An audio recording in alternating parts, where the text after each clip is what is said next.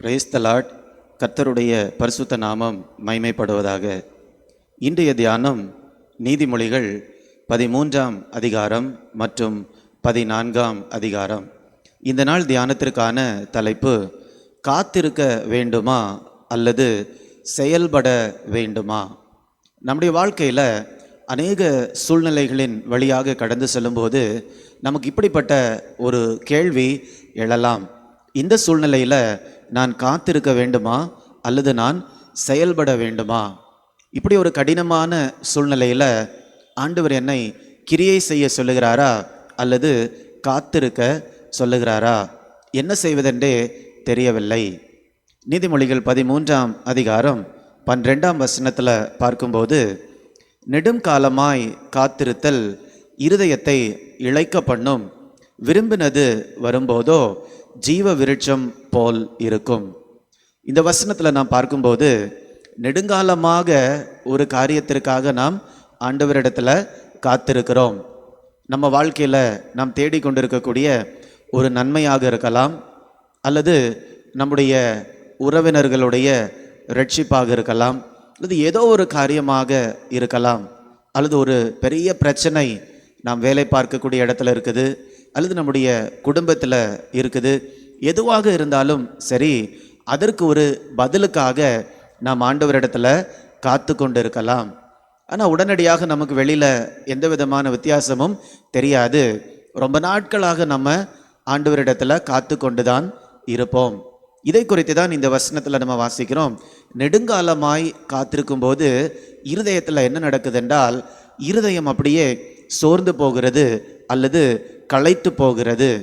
அப்போ விரும்பக்கூடிய காரியம் வரும்போது ஜீவ விருட்சம் போல் இருக்கிறது. அப்போ நம்ம காத்திருக்கிறோம், அதுக்கப்புறம் ஒரு நாளில் நம்ம விரும்பின காரியம் வருகிறது, கிடைக்கிறது, அது நமக்கு ஜீவ விருட்சம் போல் இருக்கிறது. இந்த இரண்டுக்கும் இடையில் நான் சும்மா இருக்க வேண்டுமா அல்லது நான் செயல்பட வேண்டுமா? அதுதான் கேள்வி. வேதத்தை முழுவதுமாக நாம் வாசித்து பார்க்கும்போது கர்த்தருக்கு காத்திருப்பது என்று சொல்லுவது ஒரு நாளும் அது சோம்பலாக இருப்பதற்கு இணை அல்ல. இப்போ waiting for God is not a passive thing. Positivity என்று சொல்லுவது நான் ஒன்றுமே பண்ணாமல் அப்படியே உட்கார்ந்துட்டு இருக்கிறேன், எனக்கு கிடைக்கக்கூடிய நேரத்துல எல்லாம் நான் தூங்கி கொண்டு இருக்கிறேன், அல்லது ஒரு காரியத்தை பற்றி நம்ம ஆண்டவர்கிட்ட ஒரு பதிலை எதிர்பார்த்து கொண்டு இருப்போம். ஆனால் அந்த காரியத்தை பொறுத்த வகையில் நான் எதுவுமே செய்ய மாட்டேன், நான் காத்து கொண்டு மட்டும்தான் இருப்பேன். இப்படி வேதத்தில் நம்ம எங்கேயுமே பார்க்க முடியாது. அப்படி என்றால் கர்த்தருக்கு காத்திருப்பது என்றால் என்ன? ஒரு வசனத்தை கூட நாம் பார்க்கலாம். ஏசாயா 40ஆம் அதிகாரம் 31ஆம் வசனத்தை நாம் வாசிக்கும்போது, கர்த்தருக்கு காத்திருக்கிறவர்களோ புது பெலன் அடைந்து கழுகுகளைப் போல செட்டைகளை அடித்து எழும்புவார்கள், அவர்கள் ஓடினாலும் இளைப்படையார்கள், நடந்தாலும் சோர்ந்து போகார்கள். அப்போ ஆண்டவருக்கு காத்திருத்தல் என்றால் என்ன? ஆண்டவருக்கு காத்திருக்கும் போது நமக்கு என்ன கிடைக்கிறது? நமக்கு பதில் வருவதற்கு முன்பாகவே ஒரு காரியத்திற்காக நம்ம காத்திருக்கிறோம், ஆனால் அதற்கு பலன் வருவதற்கு முன்பதாகவே ஆண்டவர் எதை கொடுத்து விடுகிறார்? பலத்தை கொடுத்து விடுகிறார். அந்த பலத்தை ஆண்டவர் எதற்கு கொடுக்கிறார் என்றால், அந்த பலத்தை வாங்கி கொண்டு சும்மா அப்படி உட்கார்ந்திருப்பதற்காகவா? அல்ல. ஆனால் எந்த காரியத்திற்காக நம்ம காத்திருக்கிறோமோ அந்த காரியத்தை குறித்து, நாம் செய்ய வேண்டிய காரியத்தை நாம் செய்வதற்காக ஆண்டவர் நமக்கு பலத்தை கொடுக்கிறார். இப்போ நிறைய நேரத்தில் கர்த்தருக்கு காத்திருக்கிறவர்கள் புது பலன் அடைவார்கள் என்று சொல்வதை நாம் தவறாக புரிந்து கொள்கிறோம். ஆண்டவருடைய சமூகத்தில் காத்திருப்பது என்றால் என்ன? ஒருவேளை நம்ம கூடி ஜபிக்கலாம், தனியாக இருந்து ஜபிக்கலாம். அந்த நேரத்தில் ஒருவேளை ஒரு சில உணர்வுகள் நமக்கு ஏற்படலாம். அந்த நேரத்தில் பயங்கரமான ஒரு சக்தி இருப்பதை போல நாம் எண்ணலாம். ஆனால் அந்த ஜபத்தை விட்டு நம்ம வெளியில் போன உடனே அந்த உணர்வுகள், அந்த பரவச உணர்வோ அல்லது இந்த சக்தியோ நமக்கு இல்லாமல் இருப்பதை போல இருக்கலாம். அப்படி என்றால் ஆண்டவர் கொடுக்கிற பலத்தை வைத்து நாம் என்ன செய்கிறோம்? ஆண்டவர் என்னை பலப்படுத்தினார் என்று சொல்லுவோம் என்றால், ஆண்டவர் எதற்கு என்னை பலப்படுத்துகிறார்? செயல்படுவதற்காகவா அல்லது ஒரு பரவசத்தை அனுபவித்து விட்டு அப்படி போய்விடுவதா? ஆண்டவர் ஒருபோதும் அவருடைய பலத்தை வீணடிப்பதில்லை. ஆண்டவருடைய பலன் பயங்கரமான பலன் தான். ஆனால் ஆண்டவருடைய பலனை ஒரு மனுஷனுக்கு ஆண்டவர் கொடுக்கிறார் என்றால் அந்த பலத்தை பயன்படுத்தி செயல்படுவதற்காக தான். சும்மா எனக்கு ஒரு பரவச உணர்வு வந்தது, ஆண்டவர் பலப்படுத்தினார் அப்படின்னு சொல்கிறதுக்காக அல்ல. ஏதோ ஒரு விதத்தில் ஆண்டவருக்கு நம்ம காத்திருக்கிறோம். ஆனால் நம்ம செய்ய வேண்டிய காரியத்தை நாமும் ஆண்டவரோடு கூட சேர்ந்து செய்வதற்காக தான் ஆண்டவர் நம்மை பலப்படுத்துகிறார். செயல்படுவதற்காக தான் ஆண்டவர் நமக்கு பலனையே தருகிறார். அப்போ கர்த்தருக்கு காத்திருப்பது என்றால் என்ன? ஆண்டவருக்கு காத்திருக்கிறோம், ஆண்டவருடைய பாதத்தில் நம்ம இருக்கிறோம், ஆண்டவருடைய பலத்தை பெற்றுக்கொண்டு ஒரு காரியத்திற்காக நம் காத்திருக்கிறோம் அல்லவா? அந்த காரியத்தில் நம்முடைய பங்கு என்ன என்று நம்ம செய்துவிட்டு நம்ம ஆண்டவருடைய பாதத்தில் என்ன பண்ணுறோம்? காத்திருக்கிறோம். ஒருவேளை நாம் செய்யக்கூடிய பகுதியை, நம்முடைய பங்கை நாம் செய்வது ஒரே நேரத்தில் முடிந்து விடாது, தொடர்ந்து நாம் செய்து கொண்டே இருக்கக்கூடியதாக இருக்கும். அப்போ எப்படி இருக்கும்? நம்முடைய பங்கை நாம் செய்து கொண்டு இருக்கிறோம், ஆண்டவருடைய பங்கை அவர் செய்வதற்கு நாம் காத்திருக்கிறோம். அப்படிப்பட்ட நேரத்தில் நம்முடைய இருதயம் என்ன ஆயிடுது? இளைத்து போய் விடுகிறது, களைத்து போய் விடுகிறது. அந்த நேரத்தில் ஆண்டவர் ஏற்ற நேரத்தில் அவர் பலனை தரும்போது ஜீவ விருட்சம் போல் காணப்படுகிறது. இப்போ வேதத்தை நாம் முழுவதுமாக படிக்கும்போது எந்த இடத்துலையுமே சொல்லவில்லை கர்த்தருக்கு காத்திருக்கும் போது நம்ம ஒன்றுமே பண்ணாமல் சும்மா இருக்கணும் அப்படின்னு எங்கேயுமே சொல்லவில்லை. ஏன்னா காத்திருக்கும் போது பலப்படுத்துகிறார், அந்த பலத்தை நம்ம என்ன பண்ணுறோம்? பயன்படுத்துகிறோம். இப்போ சோம்பலாக இருப்பதை குறித்து ஆண்டவருடைய வார்த்தை எங்கேயுமே நமக்கு சொல்லவில்லை. அல்லது நம்முடைய பங்கை செய்யாமல் இருக்க வேண்டும் என்று ஆண்டவருடைய வார்த்தை நம்மை உற்சாகப்படுத்தவே இல்லை. 13ஆம் அதிகாரம் 4ஆம் வசனத்தை நாம் பார்க்கும்போது, சோம்பேறியுடைய ஆத்துமா விரும்பியும் ஒன்றும் பெறாது, ஜாக்கிரதை உள்ளவர்களுடைய ஆத்துமாவோ புஷ்டி ஆகும். அப்போ ஒரு காரியத்திற்காக நம்ம காத்திருக்கிறோம் என்றால், கர்த்தருக்கு காத்திருக்கிறதுனால நான் ஒன்றுமே செய்யக்கூடாது, அப்படி அல்ல. சோம்பேறியுடைய ஆத்துமா விருப்பப்பட்டாலும் அதுக்கு ஒன்றுமே கிடைக்காது. 14ஆம் அதிகாரம் 4ஆம் வசனத்தை கூட நாம் பார்க்கும்போது, எருதுகள் இல்லாத இடத்தில் களஞ்சியம் வெறுமையாயிருக்கும், காளைகளின் பலத்தினாலேயோ மிகுந்த வரத்துண்டு. அப்போ எருதுகள் இல்லை, இடம் மட்டும் இருக்கிறதென்றால் அந்த இடம் சுத்தமாக இருக்கும். ஆனால் எருதுகள் இருக்கும்போது அந்த இடம் அசுத்தமாகும். ஏனென்றால் அங்கே வேலை நடைபெறுகிறது. அப்போ அதிகமான வேலை அந்த இடத்துல நடைபெறுகிறதுனால இடம் ஒரு வேளை ஒழுங்கின்மையாக காணப்படலாம், ஆனால் பலன் அந்த இடத்துல இருக்கிறது. ஆனால் எருதுகள் எதுவுமே இல்லைன்னா அந்த இடத்த சுத்தமாக வச்சுருப்பாங்க, வேலை எதுவுமே அங்கே நடக்காது, ஆனால் எந்த விதமான பிரயோஜனமும் இல்லை, எந்த விதமான வருமானமும் அந்த இடத்துல வராது.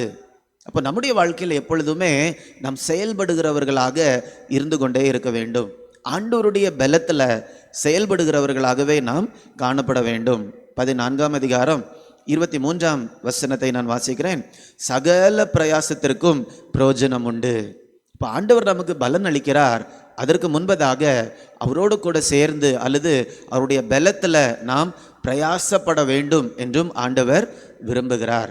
2 தீமோத்தேயு 2ஆம் அதிகாரம் 6ஆம் வசனத்தை வாசிக்கும்போது, பிரயாசப்பட்டு பயிரிடுகிறவன் பலனில் முந்தி பங்கடைய வேண்டும். அப்போ ஆண்டவர்கிட்ட இருந்து ஏதோ ஒரு ஆசீர்வாதம் எனக்கு வேண்டும் என்று சொல்லிவிட்டு சோம்பலாக நம்முடைய கடமையை ஆண்டவருடைய பலத்தில் செய்யாமல் இருந்தோம் என்றால் ஒரு சோம்பேறியினுடைய பலனை தான் நாம் பெற்றுக்கொள்ளுவோம். ஒரு சோம்பேறிக்கு ஆண்டவரிடத்திலிருந்து எந்த விதமான பலனும் கிடைக்கவே செய்யாது. இந்த நீதிமொழிகள் புஸ்தகம் முழுவதிலும் குறிப்பாக நாம் பார்க்கும்போது ஞானத்திற்கு விரோதமாக காணப்படக்கூடிய ஒரு காரியம் என்னவென்றால் சோம்பல். அப்போ கர்த்தருக்கு காத்திருக்கிறேன் என்று சொல்லி நாம் சோம்பலாக நாம் ஒரு குறிப்பிட்ட சூழ்நிலையில் நாம் செயல்பட வேண்டும். ஆனால் நம்ம செயல்படாமல் கர்த்தருக்கு நான் காத்திருக்கிறேன் என்று சொல்லும்போது அது ஆண்டவருடைய பார்வையில் சரியானதாக காணப்படாது. அதனால் எந்த சூழ்நிலைக்காக நீங்கள் இன்னைக்கு கர்த்தர் செயல்பட வேண்டும் என்று காத்திருக்கிறீங்க? ஒரு சில காரியங்களுக்காக நீங்கள் காத்திருக்கலாம்.